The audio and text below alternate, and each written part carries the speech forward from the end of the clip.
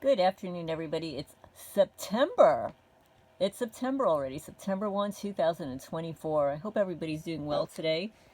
It's kind of overcast and rainy here. It cooled down a bit, which is good.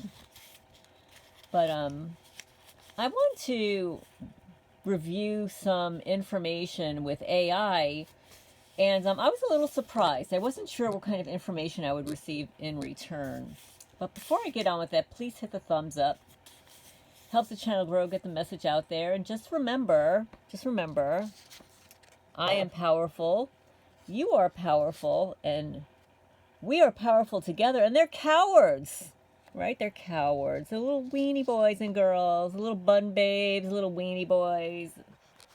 They have to hide in the dark and play with their little energy weapons, right? For plausible deniability. But anyway, I'll just tell you a little bit about what's been going on here too. I planted a couple of gorgeous fig trees 3 years ago. I had some figs for the first time last year, and this year my tree doubled. It's right outside my front door, and the criminals picked off all the buds, so I have 0 figs. 0. On chicken coop number 1, they're picking at the porch planks. It's a very tiny little porch, but the former owner built it, and he built it solid. But they have been removing the nails to cause me to sink into the porch. My internet went out. Surprise, surprise. As soon as I go to the restroom today, I sit down, I'm doing my business, right? I bring my phone with me so I can listen to what I was listening to. The internet goes out for 10 minutes. I guarantee when I call the local internet company, they'll say that there were no outages. That always seems to happen when I'm in the shower, in a bathtub, when I'm in the bathroom. But the criminals go by and they utilize that opportunity because what am I going to do? If I'm in the shower, I'm not going to run out and run to the front door and check cameras or whatever. So they're opportunists. Right? Because they're watching you all the time. Because they're sick.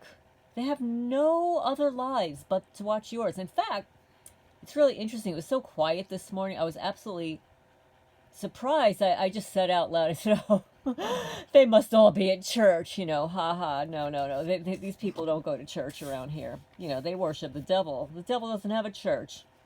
It's got hell. And they're going to be going there soon. Very soon. They've been scraping the grass, to make more holes in front of the cat's building, etc., etc. So that's the wonderful stuff that's been going on here. In addition to the fact that I woke up this morning, and every morning this week, the temperature on my body is usually around 97, 96 degrees upon waking. But it's not that when I go to sleep at night. My legs are vibrating from the knees down. I feel like I've been punched in the back. Like I don't feel like I was arrested. I feel like somebody beat me up while I was sleeping. But anyway, I was communicating with AI about the watch list. Actually, I never used those words. I asked this question. I thought it was interesting. I wanted to see how it would respond. I asked, who pays the perpetrators in community and vigilante harassment and stalking? And what events are paid for against a targeted person? So remember, AI is programmed by humans who can be biased, right? But I believe that AI will develop a conscience and start reporting the truth more often. Community harassment and vigilante stalking often referred to as gang stalking. See, AI knows. Or, quote-unquote, organized harassment. See, AI knows. Are complex and controversial topics.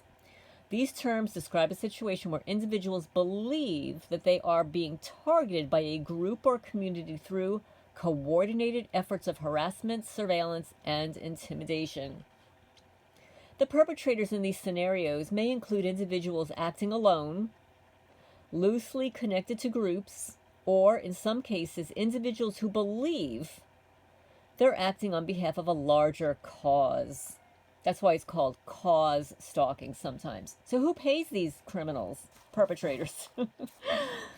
Now, it says that there's a lack of evidence for organized funding. There is limited credible evidence because it's a cover-up. It's a big dark secret. There's a limited credible evidence to suggest that perpetrators in community or vigilante harassment and stalking are paid by a centralized organization. Although we already know that the Department of Justice doles out money to all the states for citizen court, right? And we already know that Infraguard is not so loosely tied to my favorite Bureau of Investigation. And when you search for them online, every one of them, doesn't matter where they're located, everyone reports to the IRS that they have $50,000 annually. So that money's coming from somewhere. It's coming from somewhere, right? Okay, so in most documented cases, individuals involved in such activities are often motivated by personal vendettas, ideological beliefs, or a desire to exercise power over the victim rather than monetary compensation.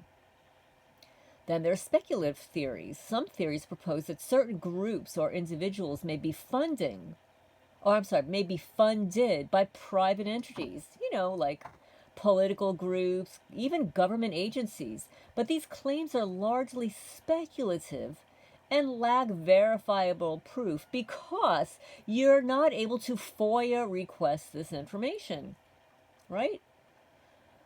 Self-funded and volunteer activities. In some instances, participants may be self-motivated or act as volunteers.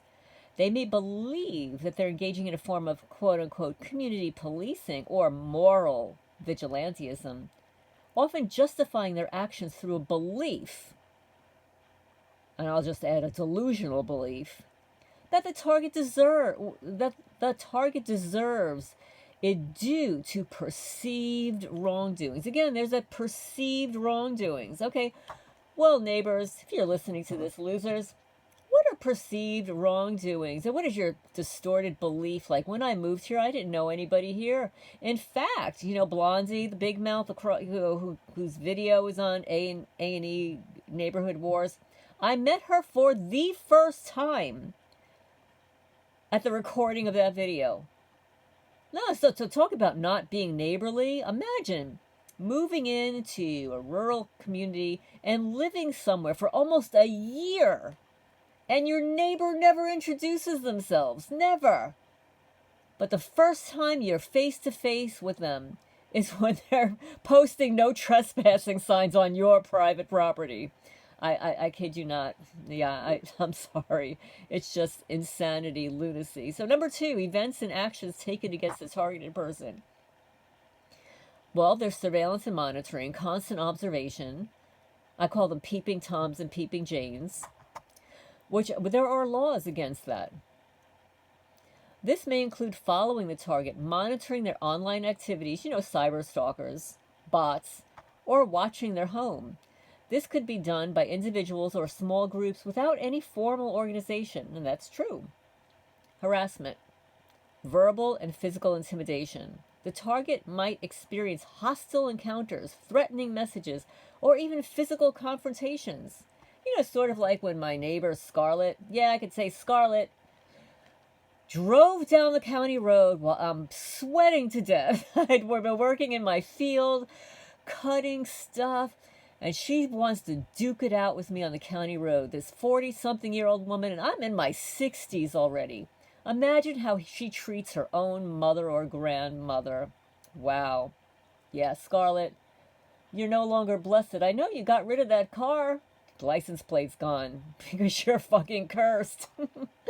You join in harassing an innocent person for profit or to hang out with your little friends. You're cursed now. You're going to hell just like everybody else. Online harassment. This can include cyber stalking, spreading false information, or doxing, publishing private information online. And you know that there are these online forums and Reddit and the usual cyber stalkers that go around discrediting every targeted person, every person that's stalked. I mean, it happens, I'm sure, in other forums and platforms and stuff of which I don't partake. I just don't have the time. I'm not even on Facebook that much anymore. Sabotage, property damage, vandalism, or sabotage of personal property, such as cars and homes, might be carried out as part of the harassment. And well, that happens to me every day. It's commonplace here. Disruption of daily life. Perpetrators may attempt to interfere with the target's daily routines, such as causing disturbances at work, spreading rumors, or creating situations designed to provoke anxiety and paranoia. It's sort of like approaching the workers on your property and telling them that you don't pay people. Where do they get that from? And why are they spreading the rumor, the false information? Yeah, you could get sued for spreading fake information.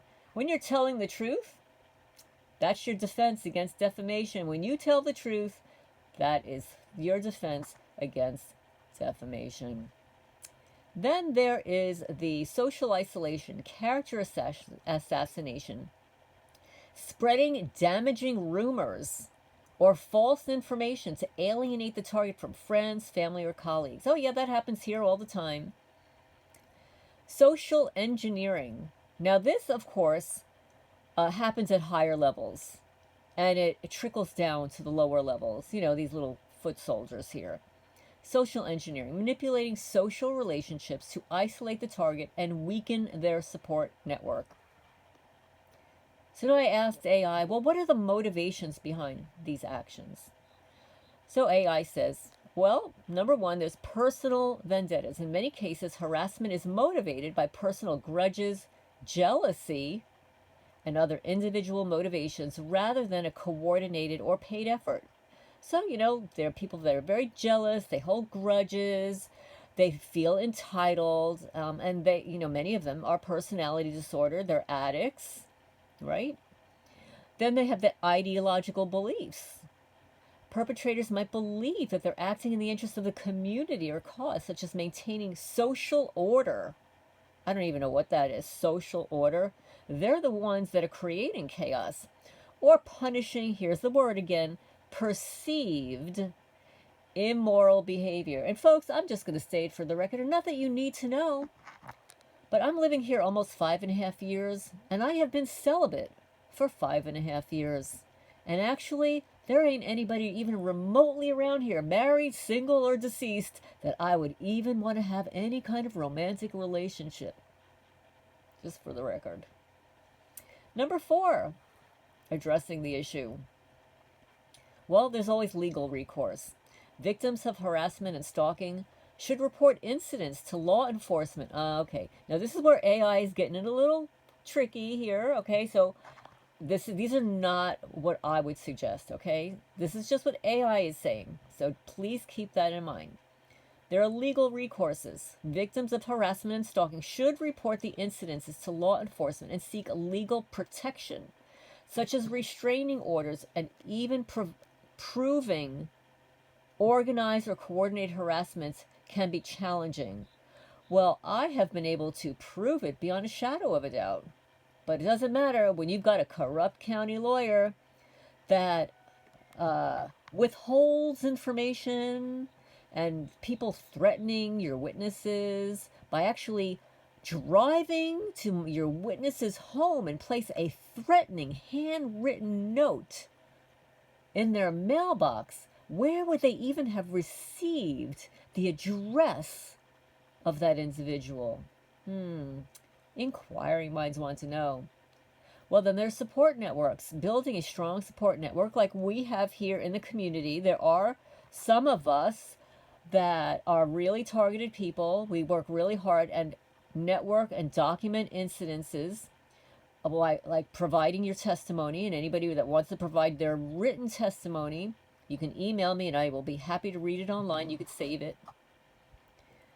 Documenting incidents thoroughly can help victims protect themselves and provide evidence if legal action becomes necessary.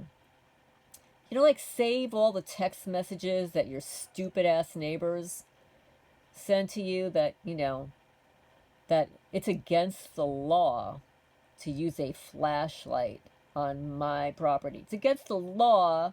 It's against the law to use a flashlight, but they call it a spotlight.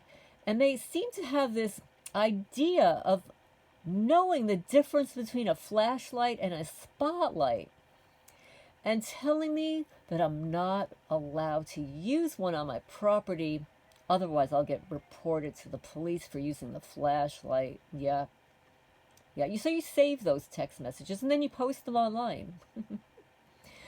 Then, well, there's obviously mental health support. Now, this gets a little tricky for targeted people because, all these mental health professionals, they are easily coerced and bribed and harassed, especially the younger mental health professionals.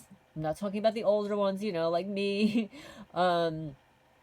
Experiencing targeted harassment can be incredibly stressful. And seeking mental health support, and again, I hate that terminology, mental health support. I absolutely hate it. It's not mental health. It's usually emotional support. You need emotional support.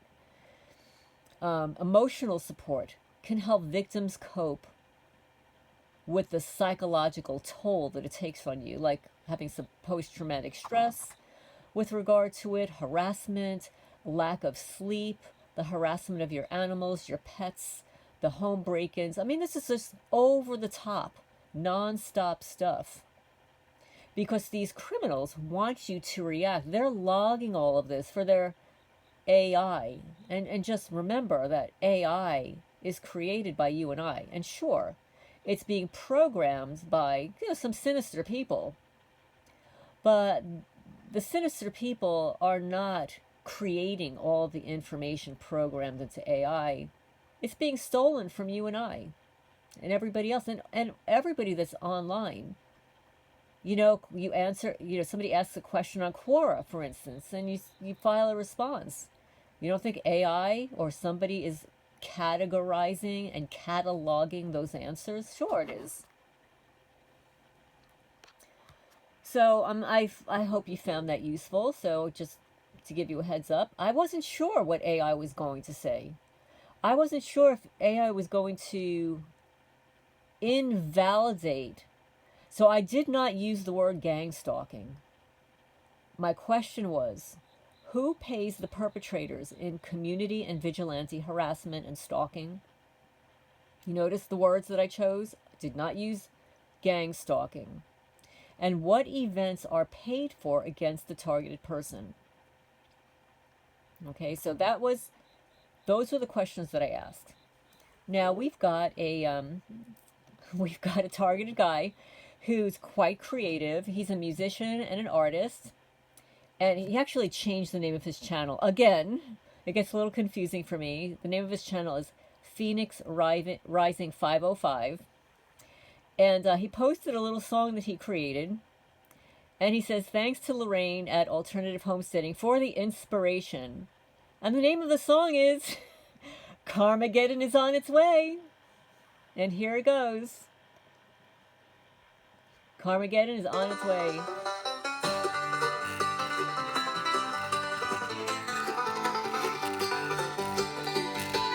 They tried to take my life away with my dead little by each day. Like in a special holiday, when Carmen is on its way. I asked again, they spoke in lies. Privacy was compromised. I opened portals into their life. I was surprised to hear they died. Carmageddon is on its way. Perps are talking day by day. It's the power of Yahweh. Evil demons are cast away.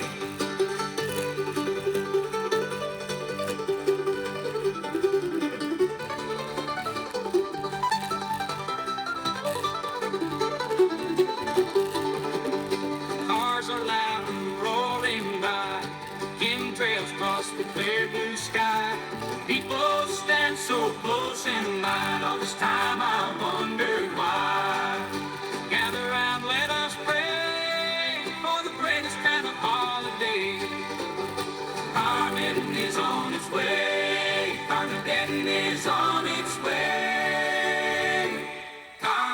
is on its way.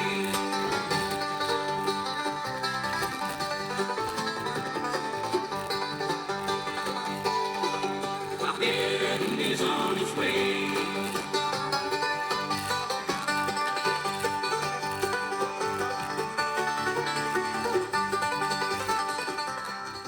I hope you all enjoyed that.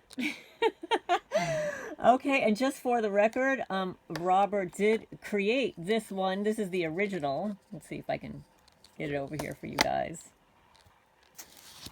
It's a little piece of art. Never give up. And here you go. I hope you enjoyed that song, Karmageddon on its way. And the music, I don't know, sounds a little country-ish to me, doesn't it? Anyway, I am powerful, you are powerful, we are powerful together. They're cowards. Sign off for now. Please hit the thumbs up. Help the channel grow, get the message out there, and I'm sure you'll be humming that song all day long.